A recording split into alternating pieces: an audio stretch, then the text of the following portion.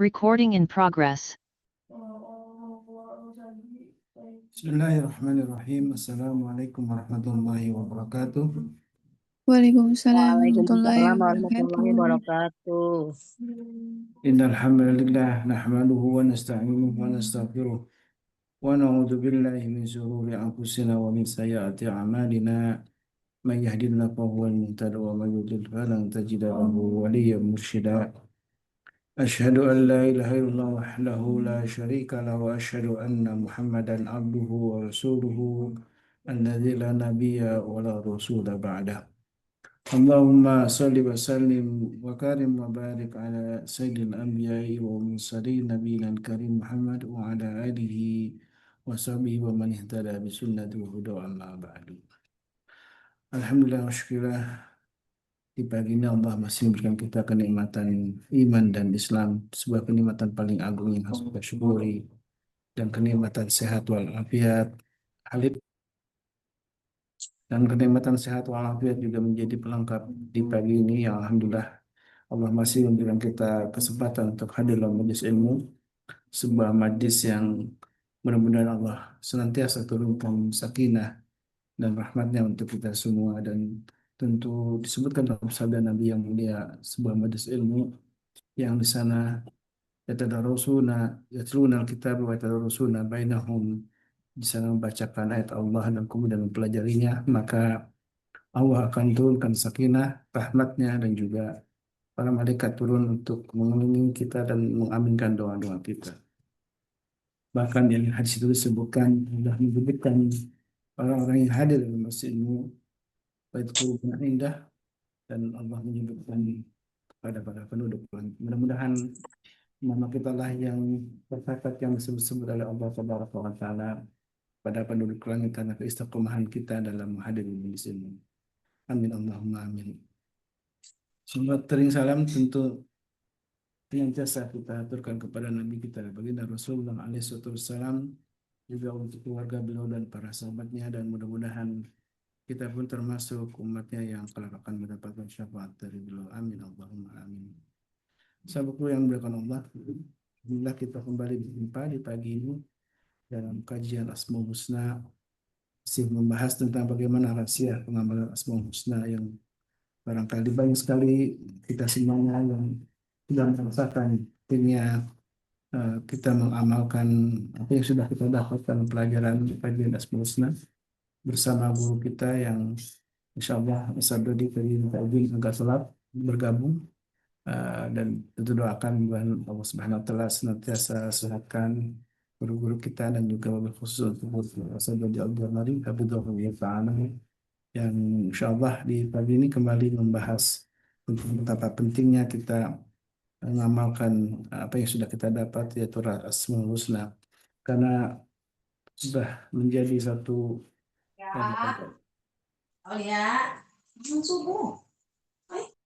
perintah Allah Subhanahu wa taala untuk kita berdoa kepada Allah, pada biha walillahi asmaul husna, dan bagi Allah asmaul husna pada biha, dan berdoa kepada Allah dengan menyebut asmaul husna. Dan asmaul husna menjadi bagian insyaallah yang terus kalau kita tadi saksikan betapa anak-anak ya yang melantunkan hafalan asmaul husna ini sangat luar biasa khususnya semangatnya gitu ya. Mudah-mudahan ini juga menularkan pagi ini kepada kita semua. Tidak hanya kita menghafalnya, tapi juga kita bisa mengamalkannya, karena dalam hadis Nabi Sallallahu Alaihi Wasallam sebutkan man ahsaha, barang siapa yang menghafal dan juga terus mengamalkannya, maka dakhala jannah, maka dijanjikan surga itu sesuai kepada dengan rahmat Allah Subhanahu wa taala. Baik jemaah Allah, kalau juga tering salam untuk kita senantiasa aturkan kepada Nabi kita baginda Rasulullah, untuk keluarga beliau dan para sahabatnya. Dan mudah-mudahan kita pun termasuk umatnya yang mampu menghidupkan sunnah dari Nabi kita baginda Rasulullah. Dan salah satu yang penting yang harus kita jaga terus untuk saling berwasiat kebaikan dan kesabaran dengan para sahabat semuanya. Dan alhamdulillah guru kita sudah bersama kita, Saudara Jamari. Assalamualaikum Ustaz. Waalaikumsalam warahmatullahi wabarakatuh. Asbahtum bil khair. Alhamdulillah ala kulli halin. Ini detoxnya herbal dari Sinse masih sangat efektif. Masih ada 3 hari lagi saya suffering sama perut ini. Tapi alhamdulillah signifikansi kesembuhannya sudah alhamdulillah. Ya, maklum lah. Nggak sekolot. Ya, semangat tetap muda saja ya. Dan Oh itu harus, harus. harus. Lebih tepatnya nggak tahu diri sih. Usia boleh tua ya, tapi semangat tetap muda. Iya nggak tahu diri sih, tua-tua nggak tahu diri. Dulu itu, Alhamdulillah. dulu masih jadi laki-laki, sekarang L-nya hilang. Jadi Alhamdulillah. aki-aki sekarang. Aki-aki. Jadi aki-aki sekarang. Masya Allah. Dan Antum sehat ya? Alhamdulillah, doain Karena kalau lihat antum seger pagi-pagi, munawar, masya Allah, masya Masya Allah. Allah. Kebahagiaan tuh kadang-kadang ngelihat orang bahagia aja udah cukup. Sesederhana itu gitu. Tuh, Masya Allah ya. Karena senyum itu sedekah itu memberikan mudah-mudahan jadi ini ya, inspirasi ya aura untuk orang lain juga ya. Eh, Ketika orang bahagia kemudian bisa menularkan kebahagiaan dan kata Rasulullah SAW orang yang eh, suka memberikan kebahagiaan sama orang lain itu memang salah satu bagian dari sedekah insya Allah ya. Baik, tema tentang rahasia ini memang kita nggak pernah putus habis ya tentang tema bagaimana mengamalkan Asmaul Husna ini gitu. Dan Nah, betapa banyak barangkali juga jamaah-jamaah yang mempraktekkan yang sungguh mendapatkan banyak sekali ya barokah atau keberkahan dari ketika mengamalkan Asmaul Husna ini. Karena yang uniknya gini Ustaz, mereka sudah menjalankan tapi nggak tahu bahwa yang dia lakukan adalah itu. Itu. Jadi kadang-kadang oh itu bagian dari itu gitu. Jadi kadang-kadang ya udah take it for granted aja gitu. Tapi buat orang yang masih belum nemu polanya, biasanya dia akan mencari-cari. Nah, pentingnya kita sharing pagi-pagi seperti ini dalam rahasia pengamalan Asmaul Husna itu menjadi tidak hanya sekedar tahu, tetapi mewujudkan pengetahuan menjadi ilmu yang mengamalkan bagian ilmunya supaya kita tidak jadi orang yang dimurkai sama Allah, Ustaz. iya, Insya Allah. Di Kamu surah As-Saff bukan, kan dibilang kenapa kamu ngomongin cuma cuma diomongin doang gitu. Eh, Allah kan benci sama kebencian besar di hadapan Allah. Kabura maqatan indallah antakulu ma la taf'alun. Engkau mengatakan apa yang tidak kau kerjakan. Itu kan jadi ya Allah ngeri betul gitu kan. Artinya ada satu buku Zat, itu menginspirasi kita. Bukunya judulnya nggak enak banget. Azab bagi ahli ibadah. Jadi rupanya kebencian besar yang Allah SWT berikan kepada ahli ibadah itu bukan ibadahnya yang salah, tetap tetapi ketika dia tidak mengandalkan keilmuannya dalam bentuk amal, maka dia cuma sekedar ahli ibadah biasa. Makanya Allah SWT memberikan kepada ahli ilmu dibanding ahli ibadah, ilmu beberapa derajat ketakwaan gitu atau kemuliaan yang kalau kita lihat bahwa setiap tambahan-tambahan em, yang nggak tahu ya kalau saya gitu ya ngerasa bahwa kadang-kadang baca Quran tuh ngantuk Ustaz. Itu berarti tanda bahwa Allah mencabut kenikmatan kita berinteraksi sama Al-Quran. Kadang-kadang sholat nggak khusyuk. Itu cara Allah untuk menghilangkan kelezatan iman dan mencabut kenikmatan ibadah itu. Dan itu buat aneh mengerikan. Karena musibah paling waduh, besar. iya itu kan jadi Allahu Akbar. Jadi robotik sifatnya semua ya udah sholat, udah puasa, udah ngaji, udah. Tapi kemudian pemahaman yang kemudian Allah SWT perhatikan, kan di hadis Muslim kan bilang gini, Innallaha la yanzuru ila suwarikum wa amwalikum walakin yanzuru ila fi qulubikum wa a'malikum. Sesungguhnya Allah SWT tidak pernah memperhatikan penampilan kita mau keren, mau ganteng, mau cakep, mau apa, nggak ada urusan. Dan harta kita seberapa banyak nggak ada yang mulia dengan itu. Fir'aun kurang apa? Gitu. Korun kurang apa? Tapi ternyata dihinakan sama Allah SWT. Tetapi Allah memperhatikan justru bagaimana kita menyelaraskan antara hati dengan amal. Masya Allah. Allah. Mudah-mudahan kita dijauhkan dari azab Allah Ya Rabb, untuk ya ahli Rabb. ibadah. Dan saya teringat hadis Nabi saat tiga kelompok yang lebih dulu masuk neraka itu sebenarnya Aduh, ahli itu ibadah ya. ngeri banget Para itu. ahli Quran, kemudian Ya Rabb, ada yang bersedekah, dan yang ketiga yang berjihad malah justru. ya Rabb, ya Rabb. Itu Masya Allah, kita menjadi harus diingatkan ya. Alhamdulillah, syukurlah ya mengingatkan Allah, kita saling saling mengingatkan ya. Dan Alhamdulillah setiap pagi kita selalu didampingi oleh para guru kita di MKI untuk saling berwasiat ya untuk kebaikan dan kesabaran kita dalam melaksanakan ibadah ini. Dan mari kita sama-sama siapkan diri kita untuk menyimak kembali, mendalami kembali tentang rahasia pengambilan Asmaul Husna dari guru kita Ustaz Dadi Al-Jamari. Dan kita saling mendoakan ya, mudah-mudahan Allah Subhanahu wa taala. Dan jangan lupa sisipkan doa kita untuk saudara-saudara kita di Sumatera ya, di Aceh Sumatera sana yang tengah menderita, dan mudah-mudahan Allah limpahkan kesabaran bagi untuk mereka, dan juga tentu yang wafat Allah jadikan sebagai tidak hanya penggugur dosa ya, tapi juga justru menjadi derajat syahid. Itulah yang sungguh ya, yang sudah dijanjikan oleh Nabi kita dalam sabda Nabi yang mulia, termasuk 5 golongan yang mati syahid itu adalah syahid akhirat itu adalah yaitu yang al-gharik, yang tenggelamnya di, tentu yang mengalami musibah tenggelam di dalam musibah itu, dan termasuk orang-orang yang disejajarkan orang yang syahid fisabilillah. Baik, alhamdulillah, kita simak kembali lagi bagaimana kita mengamalkan rahasia dari Asmaul Husna ini. Saya persilakan kepada guru kita Ustaz Dadi Al-Jamali. Fadhil masykur. Baik. Bismillah. Salatu wassalamu ala Rasulillah. Assalamualaikum warahmatullahi wabarakatuh. Waalaikumsalam warahmatullahi Warahmatullahi wabarakatuh. wabarakatuh. Sehat semua ya? Alhamdulillah, luar biasa. Alhamdulillah. Allahu Akbar. Alhamdulillah. Alhamdulillahi nahmaduhu wa nasta'inuhu wa nasta'hdih. Wa na'udzu billahi min syururi anfusina wa min sayyiati a'malina. May yahdihillahu fala mudilla lahu wa may yudlil falan tajid lahu waliyyan mursyida.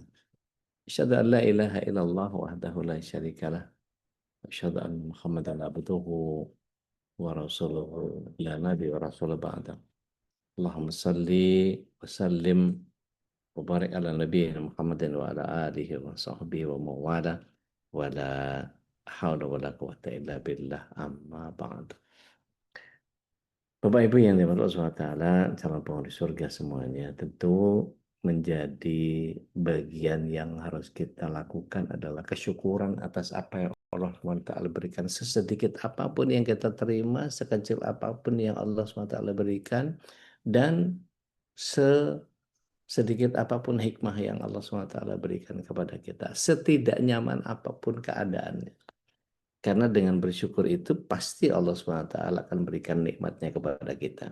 Nah, bagian yang kemudian harus kita pahami, sempurnakan kenikmatan yang kita syukuri itu dengan salawat serta salam kehadirat Rasulullah SAW, begitu para ahlul baitnya, pada keluarganya, kerabatnya, sahabatnya, dan semua seluruh tabi'in, tabi'ut tabi'in, dan semua pecinta risalah dan syariat beliau hingga akhir zaman. Dan mudah-mudahan kita semua bisa menjadi bagian dari golongan orang-orang yang mendapatkan syafaat beliau kelak di akhirat. Amin. Allahumma amin. Kita doakan yang terbaik untuk saudara-saudara kita baik di Sumatera maupun di tempat-tempat yang mengalami bencana dimanapun, di wilayah Jakarta, terutama Jakarta Timur dan seterusnya, bagian Bekasi itu BMKG menyatakan ada badai sampai hari Rabu. Jadi di siang hari akan jadi banyak sedikit huru hara lah. Pohon-pohon yang kira-kira perlu di trimming gitu ya. Ada bagian-bagian yang mungkin kalau yang atapnya dari lembaran-lembaran mungkin zinc kalum atau apalah gitu ya, seperti asbes yang mungkin lepas pakunya, sebaiknya dibenahi dulu, karena kalau ketiup angin bisa berantakan, malah lebih nggak karu-karuan gitu. Waliyadzubillah. Kita mintakan kepada Allah agar senantiasa keluarga kita senantiasa dalam rahmat, hidayah, inayah, iradah, kudrah, dan terlebih maunahnya. supaya kita bisa menjalankan keislaman kita istiqomah sampai kita menjemput husnul khatimah dan kelak dikumpulkan bersama keluarga di surga. Amin. Baik, kita membahas dengan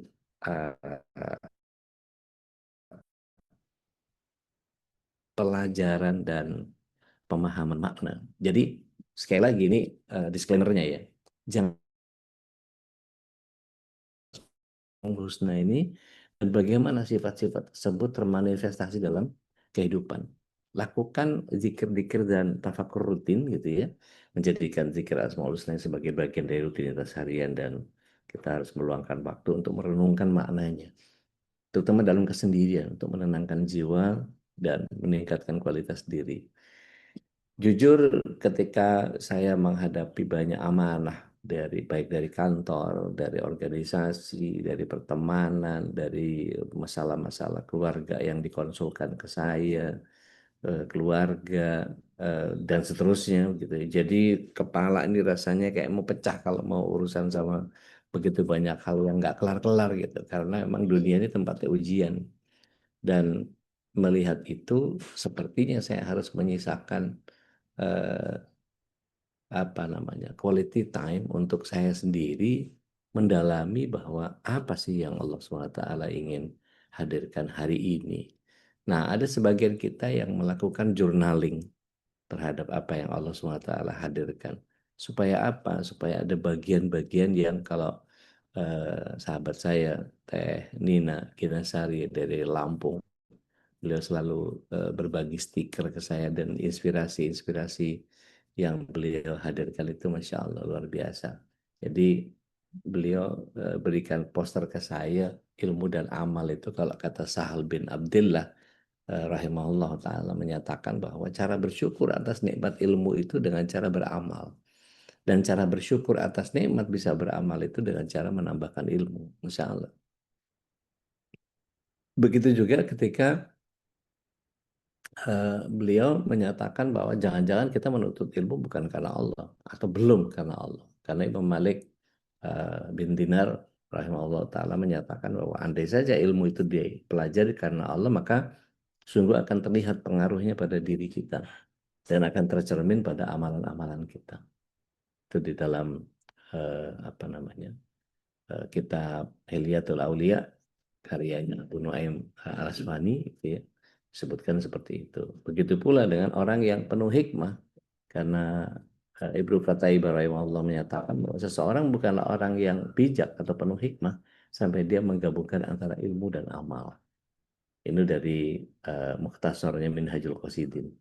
Nah, Bapak Ibu yang dirahmati Allah SWT, saya sebagai bocoran sering meminta kalau kepada Allah SWT di waktu-waktu yang mustajab. Ya Allah, pertemukan saya dengan guru-guru yang mengamalkan ilmunya. Karena dalam pencarian saya 6 tahun itu ketemu sama guru-guru yang ya Masya Allah luar biasa. Solehnya minta ampun, tapi antara apa yang beliau ucapkan dengan apa yang beliau kerjakan tuh nggak cocok. Suka seru sama orang begitu tuh. Ngomong sunnah, ngomong sunnah, ngomong sunnah, kukunya panjang. Ngomong sunnah, ngomong sunnah, ngomong sunnah, dia ngerokok. Ngomong sunnah, dia sholatnya di rumah. Lah, gimana ceritanya gitu. Jadi ada bagian yang seharusnya setiap kita menerapkan dalam interaksi sosial kita. Kita pilih lah salah satu asmaul husna yang relevan gitu. Al-Latif, Al-Wadud, Al-Hakam untuk membimbing interaksi kita kepada tetangga, teman, rekan kerja demi menciptakan lingkungan sosial yang harmonis. Jadi artinya kalau kita ini adalah ibadur rahman, jadi kita ini adalah hambanya Sang Maha Rahman, maka mestinya kita menjadi khalifah yang sebenarnya. Karena dalam prinsip etika kerja dan integritas dalam setiap aspek profesional itu untuk meraih keberkahan dan profesionalisme kan kita butuh itu. Artinya kalau kita mengambil teladan dari Rasulullah SAW dan para sahabat, kita pelajari kisah-kisah mereka, mencoba untuk mengaplikasikan perilaku-perilaku tersebut dalam kehidupan sehari-hari sebagai sebuah model yang nyata dari pengamalan Asmaul Husna, Dan kita biasakan untuk diskusi dan berbagi, karena berbagai pengalaman dan berbagi pemahaman itu tentang Asmaul Husna dengan orang lain bisa memperkaya sakofah dan memperkuat pengamalan bersama. Nah, maka mengamalkan Asmaul Husna ini secara konsisten, seorang muslim bisa mencapai kehidupan yang bermakna, damai, berkah, dan sejalan dengan tuntunan ilahi. Masih ada yang ingat atau mencatat nggak? Kita sudah bahas ada berapa nama di pengamalan, di rahasia pengamalan ini. Ar-Rahman, Ar-Rahim, Al-Qudus kan? Benar nggak? Ya udah. Baik. Kalau kita bahas terus gitu ya, tentang Assalam, kita betul-betul memahami bahwa Allah itu sang pemberi selamat. Dari mulai cara kita menjawab salam yang benar, waalaikumsalam atau waalaikumus salam. Yang mana itu? Waalaikumsalam. Waalaikumsalam. Kenapa? Karena alif lamnya itu ditujukan kepada Allah.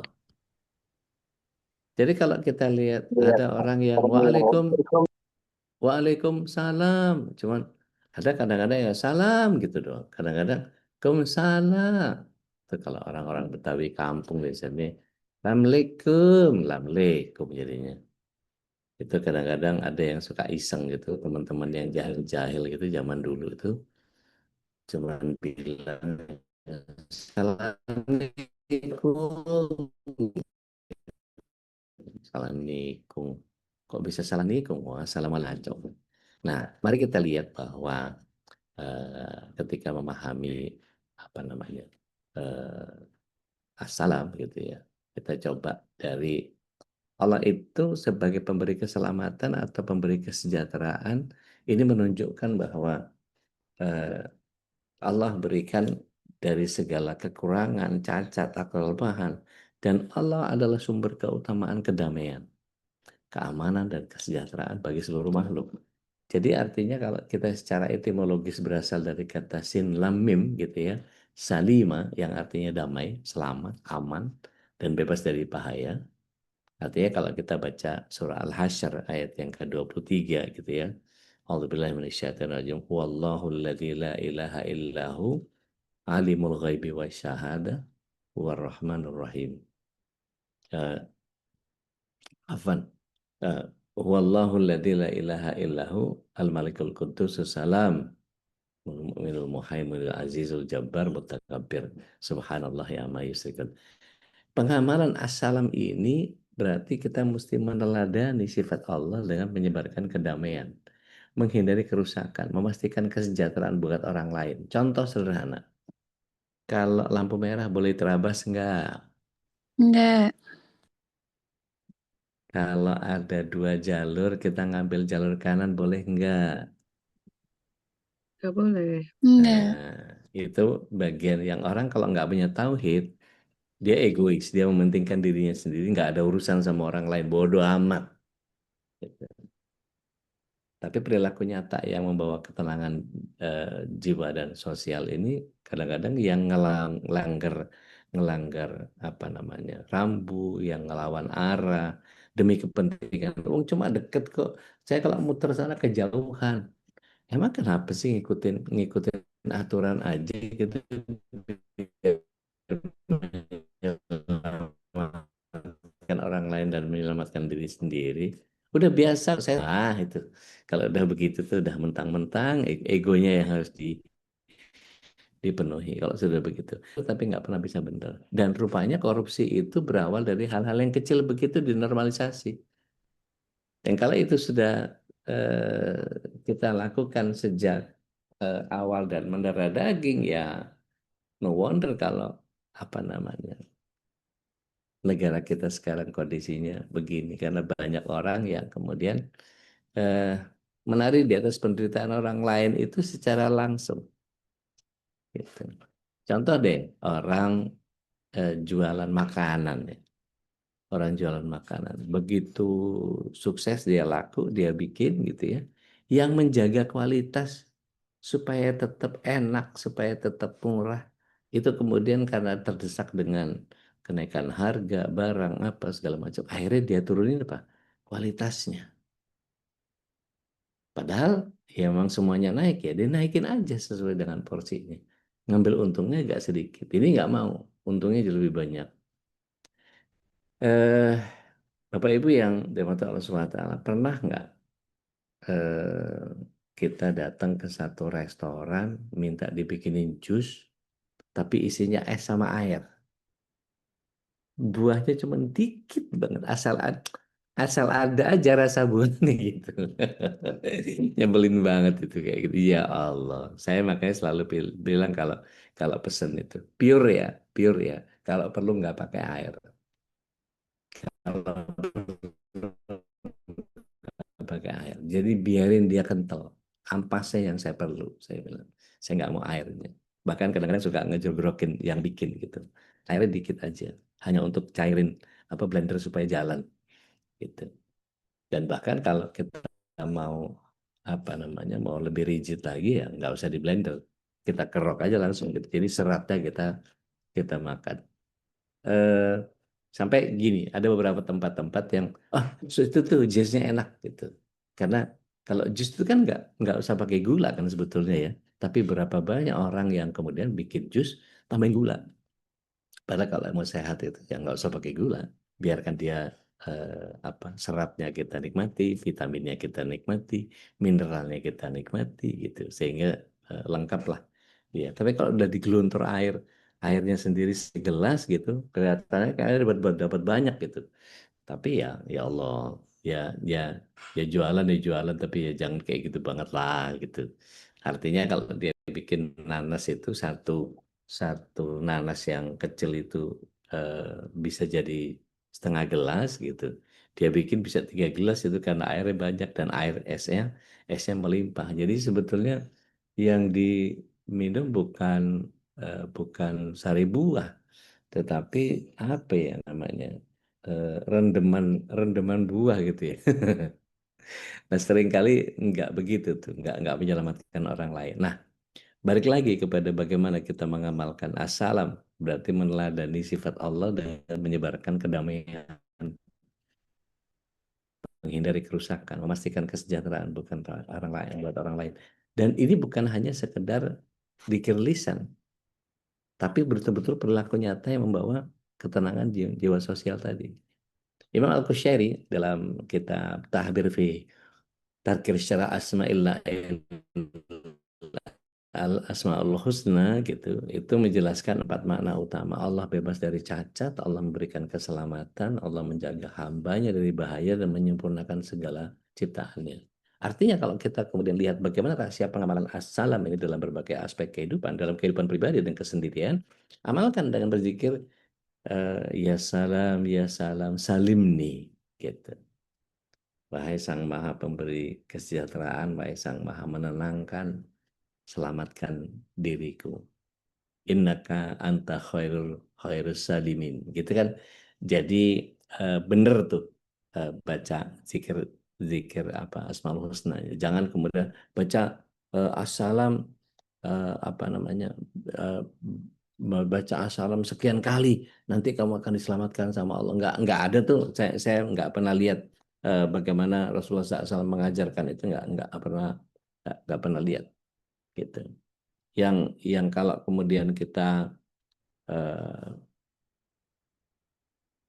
apa melihat Rasulullah SAW melakukan seperti itu, nggak pernah dapat eh, contoh-contoh yang begitu. Karena saya pikir gini, kalau kita tidak mengikuti Rasulullah SAW secara ittiba, maka kita tidak akan mendapatkan 3 hal.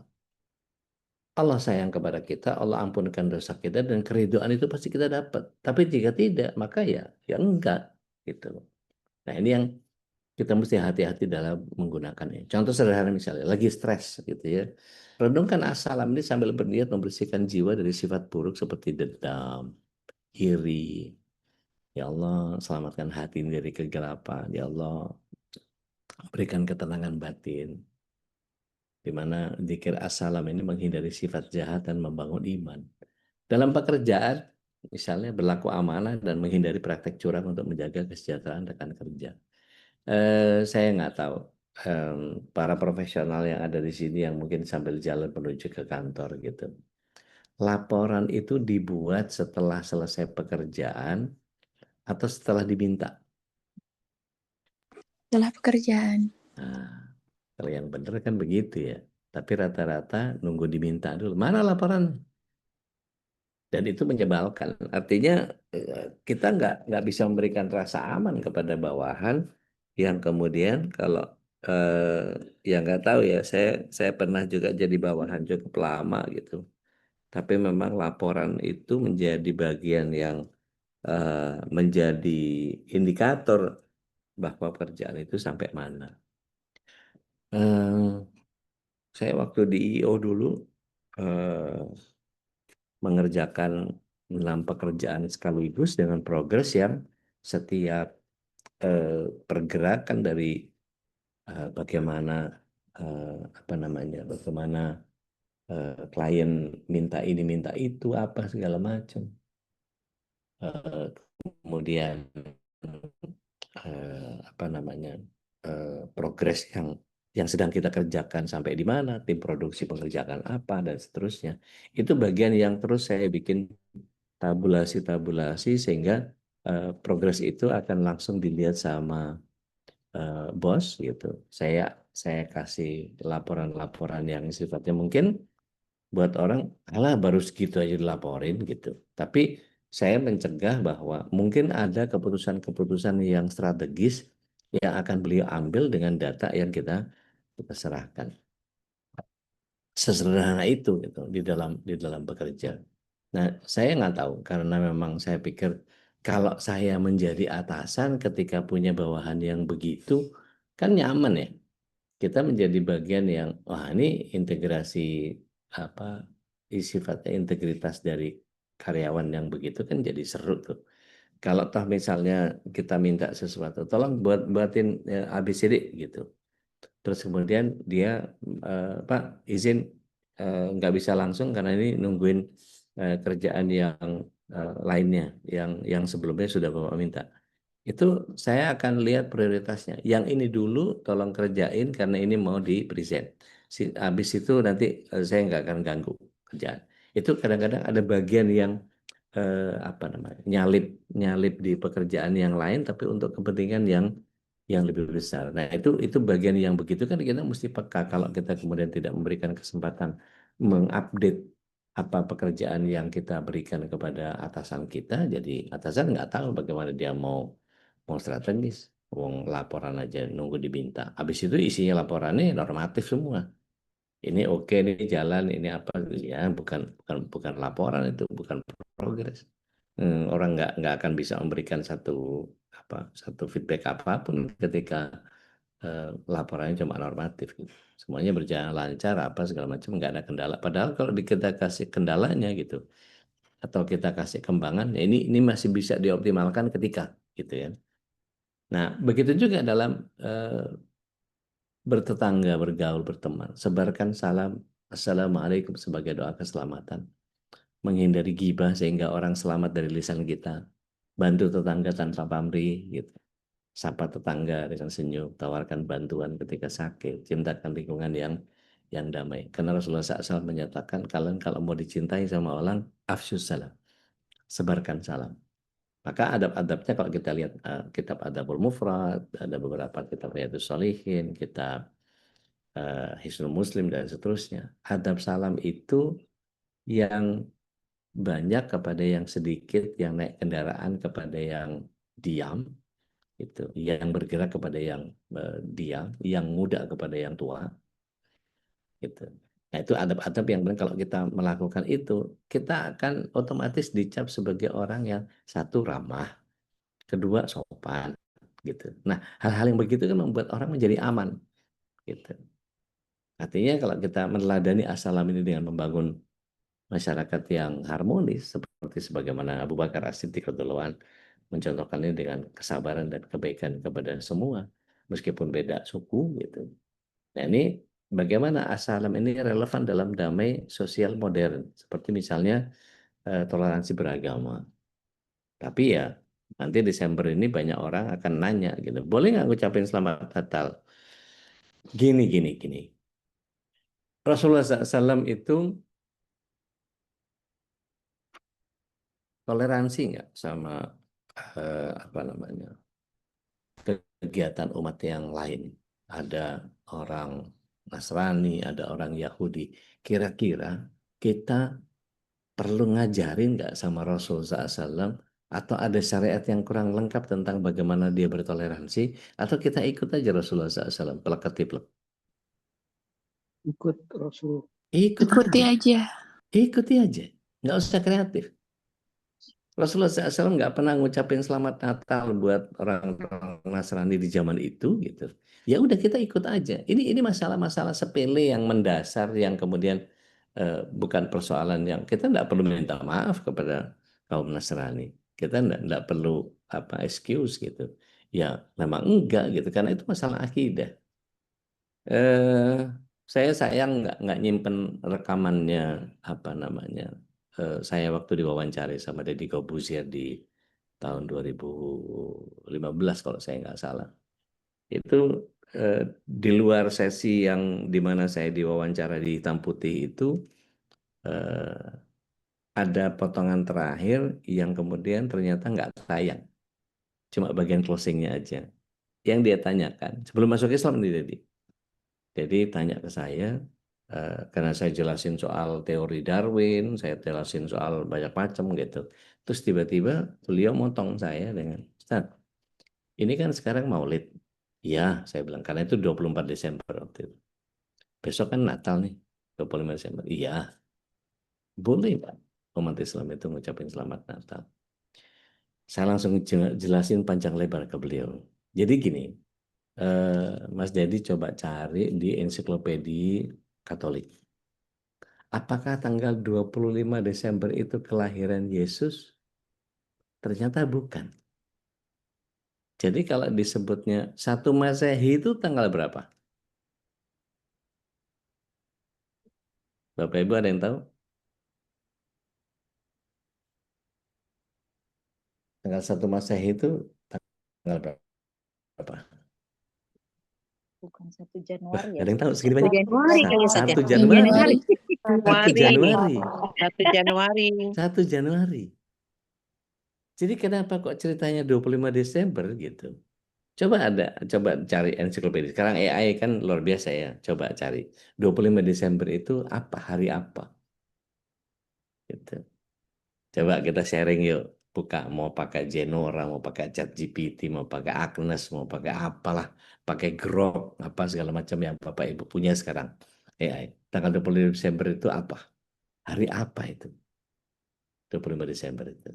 Itu adalah konsili di 3 tempat. Di Nisea, di Efesus, di Haseldon. Di mana Yesus dinobatkan jadi Tuhan oleh manusia. Loh, ensiklopedi loh ini. Siapa yang nulis ensiklopedi? Pasti sejarawan. Gitu. Nah, saya sudah khatam ini ensiklopedia Americana sama Britannica gitu. Di zaman nari saya dulu senang baca soalnya. Nah, yang terjadi ketika ada konsili di Efesus, di Haseldon, di Nisea gitu ya. Konsili di Nisea ini menetapkan bahwa Yesus jadi Tuhan. Sebelumnya belum jadi Tuhan. Nah, habis itu saya jelasin. Kalau dalam Islam, gampangnya gini. Allah itu kata eh, kata Allah sendiri menyatakan bahwa dalam Al-Ikhlas itu ada prinsip eh, Allahu Ahad, Allahu Samad, lam yalid walam yulad. Kalau saya mengatakan selamat Natal berarti selamat atas kelahiran Tuhan. Berarti menyalahi dong apa yang Allah SWT serahkan. Banyak orang yang kemudian kan hanya mengucapkan doang. Kita nggak lantas pindah agama. Saya langsung sodorin tangan saya ke Mas Dedi. Saya saya saya salaman. Oke, cuma ngomong ya. Yuk. Asyhadu alla ilaha illallah, asyhadu anna Muhammadar Rasulullah. Cuma ngomong. Dia nggak kasih tangan, dia senyum pahit gitu, getir, dan itu studio dead air. Dead air itu dalam pengerti kalau bahasa broadcast itu nggak ada yang ngomong, nggak ada siaran, nggak ada apa. No nothing. Kicep. Akhirnya saya pecah kekakuan itu tuh kan. Nggak bisa kan, padahal cuma dia mau cuma ngomong doang. Karena berkonsekuensi ngomong itu. Gitu. Ada yang udah ketemu 25 Desember itu apa? Ada yang bantu saya? Dis Natalis Solis Invicti, hari kelahiran matahari yang tak terkalahkan. Ngarang semua mereka itu. Jadi bukan kelahiran Yesus. Jadi Yesus itu kelahirannya tanggal berapa? Kalau kita ketemu sama kawan-kawan kita saksi Yehova, mereka saksi Yehova itu menyatakan 6 Januari. Masih agak deket tuh ke 1 Januari. Makanya kemudian jadi hitungan Masehi gitu. Kalau kita pelajari apa namanya bagaimana Allah SWT mengatur putaran matahari dengan putaran bulan itu kan bulan lebih cepat ya. Di surah Al-Kahfi ayat berapa tuh? Yang wasdadu tis'a. Sebetulnya mereka tertidur selama 300 dan ditambah 9 tahun. 300 itu hitungan Hijriahnya, 9 tahunnya adalah tambahan dari Masehi. Karena begini, hitungan matahari itu dengan hitungan bulan yang kita pakai yang mana? Syamsiah atau Qamariyah di kita? Kalau Maria bulan. Samsia. Kalau Maria. Bulan. Dua-duanya. Buat Kalau demen nih. 30 kalau Januari ya Samsi ya Ustadz. Iya, yang dipakai sama Islam berapa? Yang mana? Yang Qamariyah atau Syamsiah? Maria kita harus. Dua-duanya. Ibu. Dua-duanya ya. Oh, dua-duanya ya? Iya. Saya jelasin ya sebentar ya. Ini agak keluar dari bahasan ini tapi supaya menyelamatkan pemahaman kita. Syamsiah itu 365 hari. Tapi nggak cuma 365 hari, tapi 365 seperempat hari. Sosigens, orang Alexandria, orang Mesir Utara. Saya pernah ke sana, tempatnya enak banget. Es krimnya juga enak. Ada ikan yang kalau dimakan sama nasi ketan itu, bah, jadi kepengen balik lagi ke sana. Kita hanya untuk cari ikan itu aja. Itu makan juga di pinggir pantai. Sosigens itu orang Alexandria, orang Mesir Utara. Beliau diminta oleh Kaisar Gregorius untuk memperbaiki hitungan Masehinya kalender Julius Caesar. Gitu ya, kalau kita pelajari di ensiklopedia juga banyak, silakan dicari, monggo. Kemudian Sosigens ini menemukan ternyata diminta sama Gregorius, Kaisar Gregorius ketika itu karena mereka menghargai Paskah, kok nggak ketemu Paskahnya ini, nggak ada Paskahnya. Hitung ulang. Maka sekarang yang kita pakai adalah Gregorian Calendar. Gitu kan ya istilahnya ya. Samsia itu Gregorian Calendar. Kenapa? Karena Kaisar Gregorius yang meminta Sosigens untuk menghitung ulang. Yang ketemu 365 seperempat. Maka setiap 4 tahun ketemu Kabisat. Ada tanggal 29 Februari. Jadi kalau Bapak Ibu pernah tahu, hitungannya Masehi itu mulai dari bulan apa? Ayo, banyak jebakan pagi ini. Januari. Tetot, Januari. tetot, Februari. tetot. Dari Maret. Dari Maret. Yuk kita hitung sama-sama. Maret 1. Oke. Terus April 2. 3 Mei. 4 Juni. 5 Juli. Kemudian Agustus. Kemudian September. Dalam bahasa Sanskrit Sapta. Sapta itu iya. berapa? 7. Oke. Kalau okta? 8. 8. Nah, kan? Kalau November? 9. Desember? 10. Nah, tiba-tiba kemasukan hitungannya Sosigens 365 seperempat hari, kegeser dapat 2 bulan. Februari gitu. Ditambahin Janus. Karena ngambil dewa Janus yang wajahnya itu kalau di dalam mitologi Yunani, mukanya ngadep ke belakang sama ngadep ke depan. Menatap masa depan, masa lalu. 1 Januari itu. Jadi maka dewa Janus dipakai buat nama gitu. Coba AI lagi asal mula nama Januari. Coba cari ketemunya begitu nanti. Gitu. Oke, maka Februari itu diambil dari titisannya Dewi Aphrodite. Gitu. Sehingga Februari tanggal 14 itu kemudian jadi bulan cinta.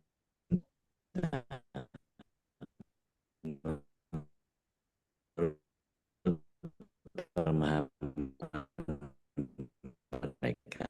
Tapi pada itu cerita tentang santang Islam ketika kita ulang tahun dikasih topik rucut, itu penghinaan sebetulnya untuk nunjukin bahwa ini orang-orang tolol, orang-orang Islam yang harus dibahas nih. Makanya mereka mengatakan dengan moskito. Makanya masjid itu sebutnya mosque. Moskito itu apa? Tinggal ketrak aja udah selesai. Maka kita bilang bukan mosque, tapi itu masjid. Gitu. Wah, jadi melebar kemana-mana ini ya. Nah, setelah Januari dan Februari masuk, September jadi bulan keberapa?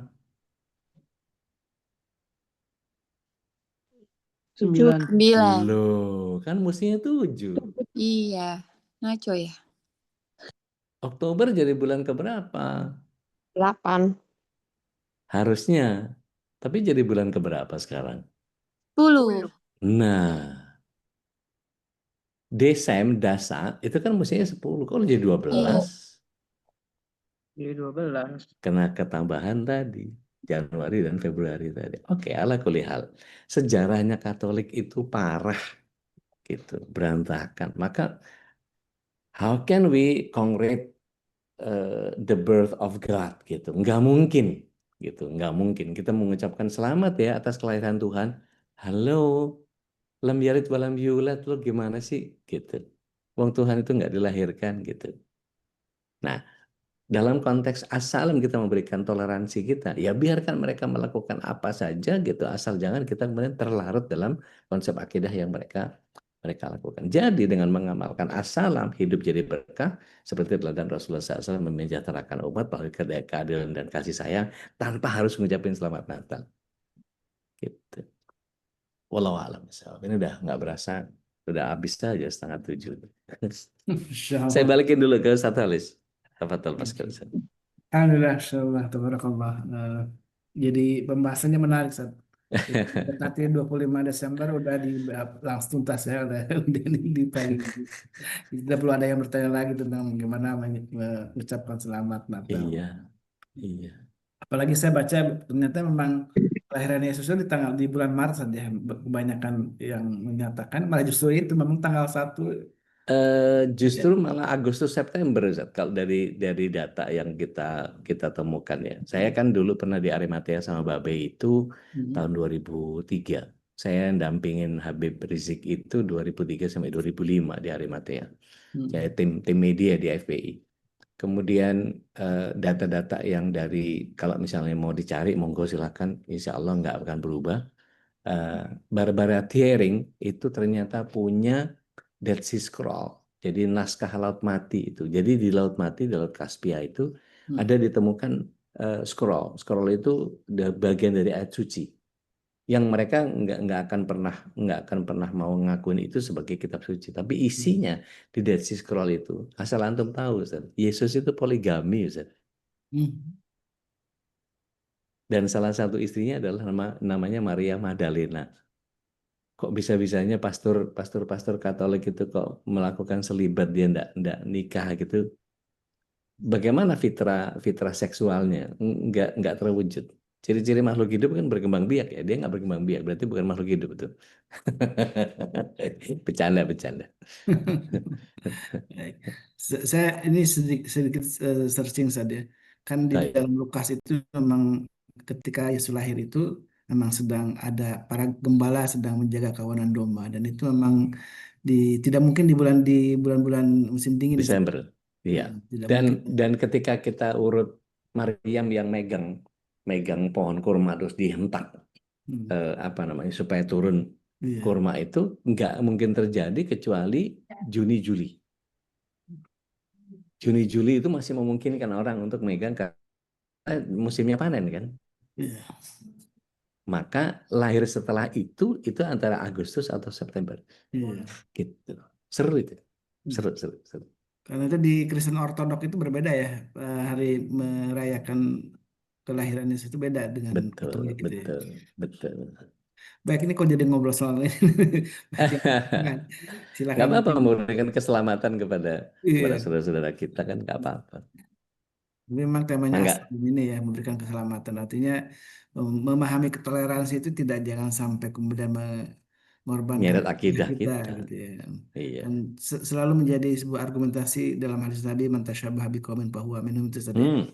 Barang siapa yang menyerupai suatu kaum maka fahuwa minhum, maka orang itu termasuk bagian Eta dari pisan. kelompok itu. Eta pisan. Gitu. Mangga, Ayo sharing silakan yuk. yang ingin sharing, bertanya soal rahasia pengamalan Asmaul Husna ya. Dan tadi juga udah menjelaskan yang sampai karena kita meyakini dengan membaca Asmaul Husna ratusan kali, kemudian inilah salah satunya yang kemudian menjadi ajimat itu ya, katakanlah begitu ya. Yang padahal tidak ada tuntunan dari Rasulullah SAW gitu ya. Tapi memang walillahil asmaul husna pada biha gitu ya. Memang itu memang menjadi sebuah adab berdoa. Ketika kita berdoa kepada Allah maka dimulai dengan asmaul husna. Misalkan ketika tadi Kalau boleh Anda kasih apa formula berdoa dengan Asmaul Husna, kita mulai dari Ar-Rahman Ar-Rahim, oke? Ya Rahman ya Rahim, irhamni, kasih sayangi saya. Innaka anta khairur rahimin. Jadi pokoknya sebut nama Allah yang bergandengan, misalnya ya Khabidur Rafi apa segala macam, ya Arhamar Rahimin, ya Ghafar ya Ghafur, ya Aziz ya Qawi. Pokoknya yang gandeng-gandeng gitu yang bisa kita apa jadi satu gitu, monggo satu-satu. Kalau enggak misalnya satu-satu ya satu-satu. Maka sebut asma Allah, habis itu minta kepada Allah dari bagian nama itu menjadi bagian yang Allah akan berikan kepada kita. Ya salam salimni, innaka anta khairus salimin. Sesungguhnya engkau sebaik-baik pemberi keselamatan. Udah, tinggal diterapin tuh. Innaka anta khairul apa?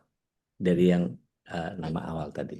Ya Razak Gitu. urzuqni, misalkannya ya Maha. Innaka anta khairul raziqin. Innaka anta Gitu. khairul raziqin.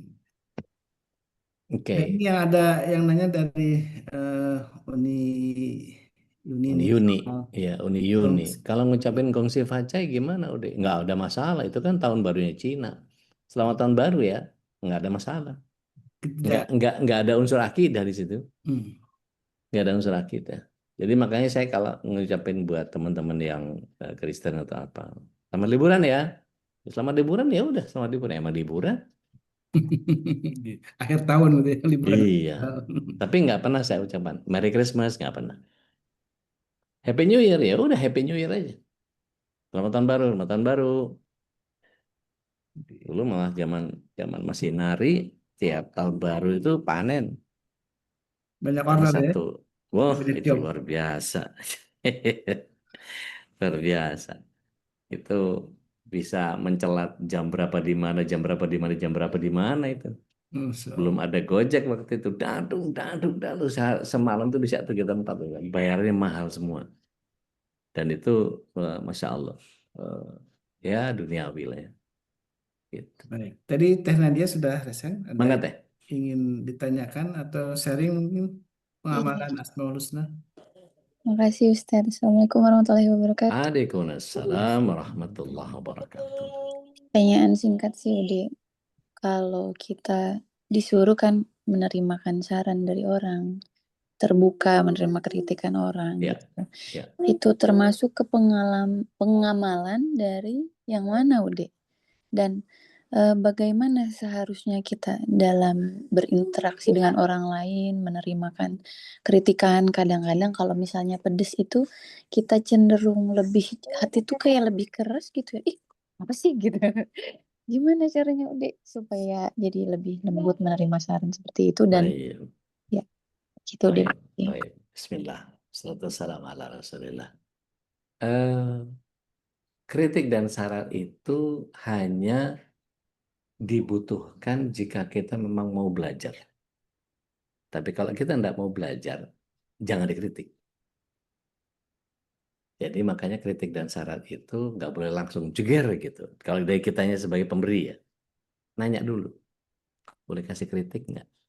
Boleh kasih saran nggak? Kalau dia bilang, oh boleh, boleh, boleh, boleh, dengan senang hati gitu ya. Tapi kalau dia jawabnya sengak gitu, kenapa? Ah udah, dia nggak mau tuh berarti. Nggak mau dikritik, nggak mau dikasih saran. Oh ya enggak, kalau boleh sih. Kenapa sih?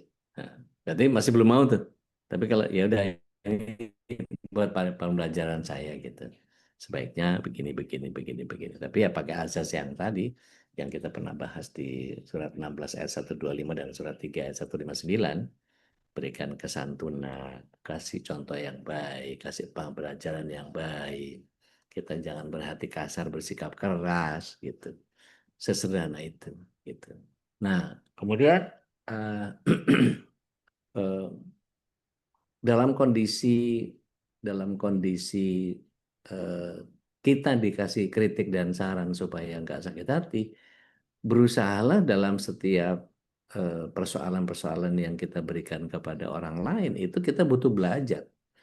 Saya selalu sampai saat ini, saya butuh masukan kalau ada selalu bahasa apa cemiu gitu ya, correct me if I'm wrong, itu jadi bagian yang wah gue banget tuh.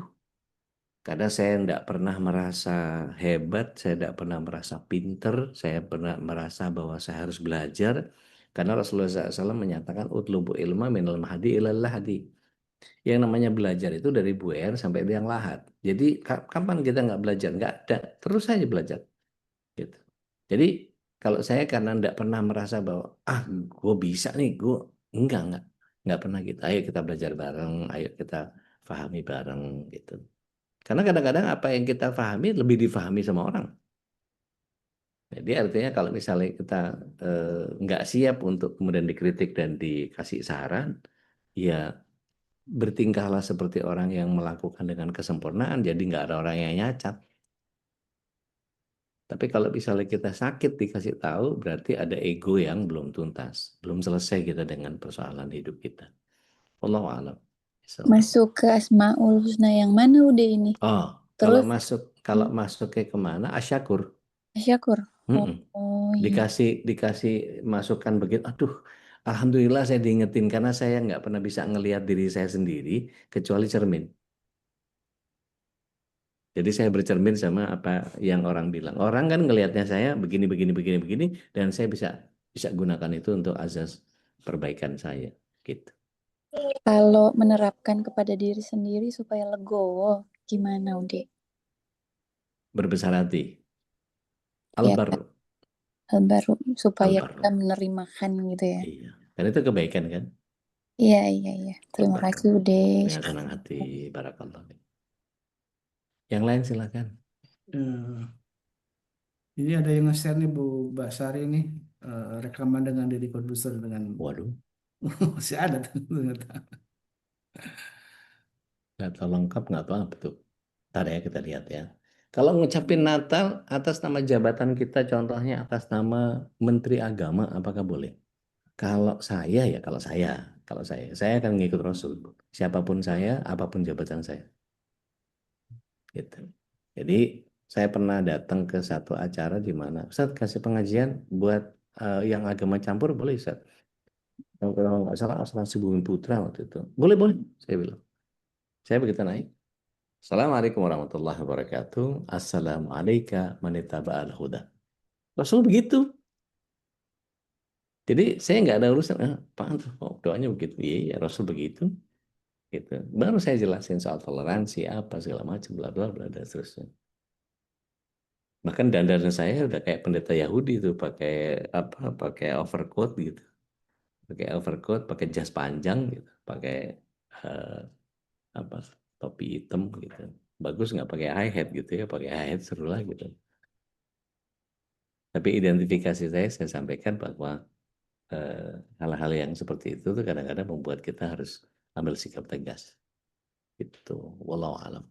So, Uni tafadhali mashkura. Mau nanya udah, Ya, kalau misalnya kita adalah perempuan dan pemimpin pondok misalnya. ya. Terus, tapi emang udah pernah terjadi sih. Jadi kan Hmm. kalau pemimpin pondok tuh biasanya jalin kerjasama sama orang luar negeri kan untuk apa sih namanya? Apa studi banding ke luar Studi negeri banding, gitu. oke. Ya. Nah, jadi kalau misalnya di pondok kan nggak boleh salaman ya sama ustadz. Ya, Nah, cuman beliau karena bekerja sama itu kan sama non muslim kan, jadi beliau salaman kayak gitu.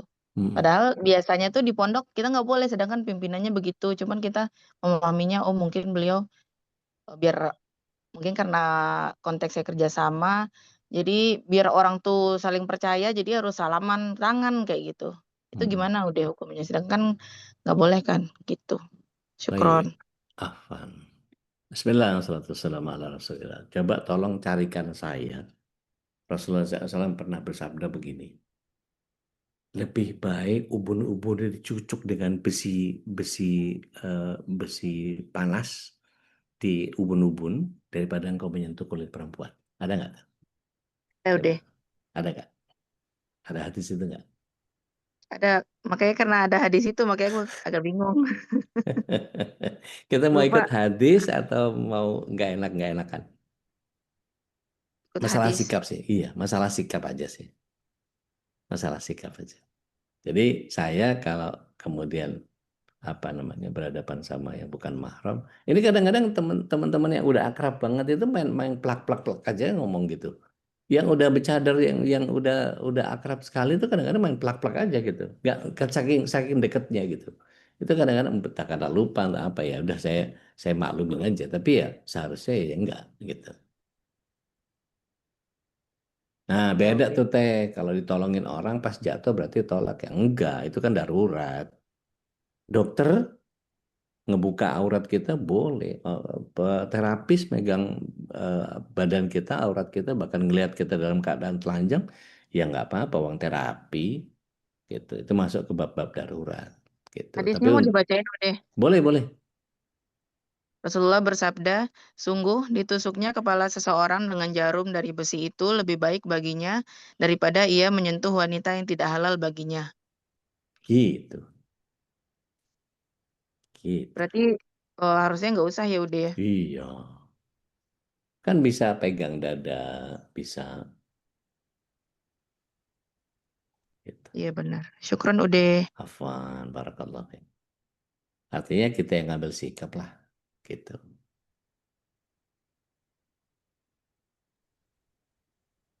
Iya, artinya kalau ditolongin orang pas jatuh, ambil tangan ya ambil loh. Kita dalam bahaya. Mau masuk jurang gitu, oh, saya bukan mahram, ya lah dilepas sama orang. Nyemplung gitu.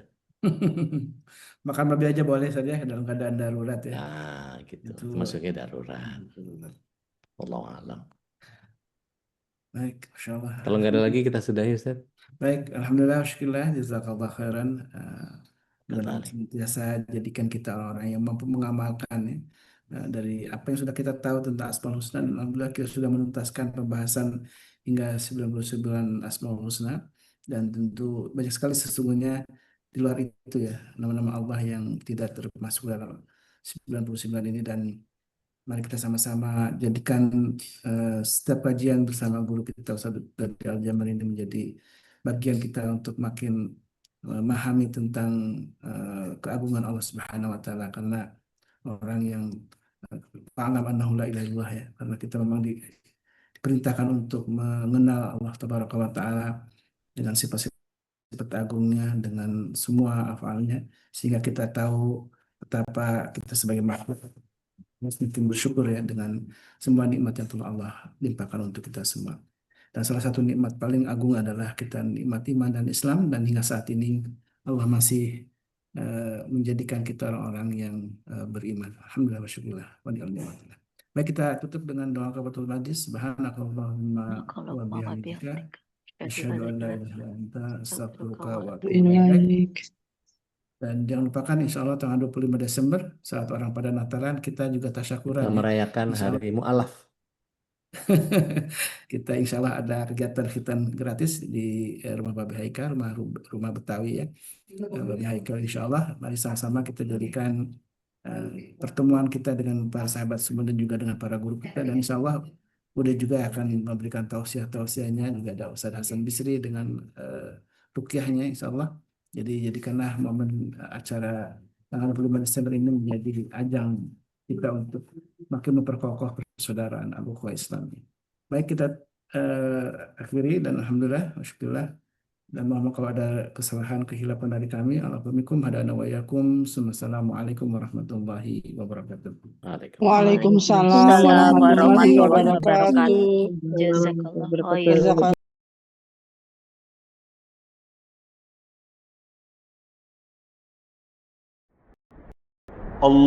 اللهم ارحمنا بالقرآن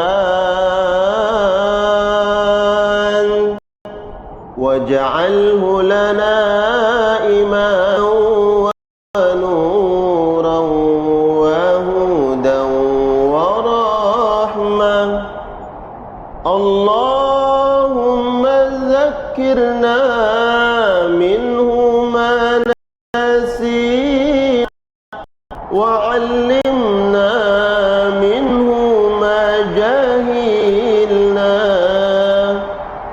وارزقنا تلاوته آناء الليل وأطراف النهار واجعله لنا حجة يا رب العالمين.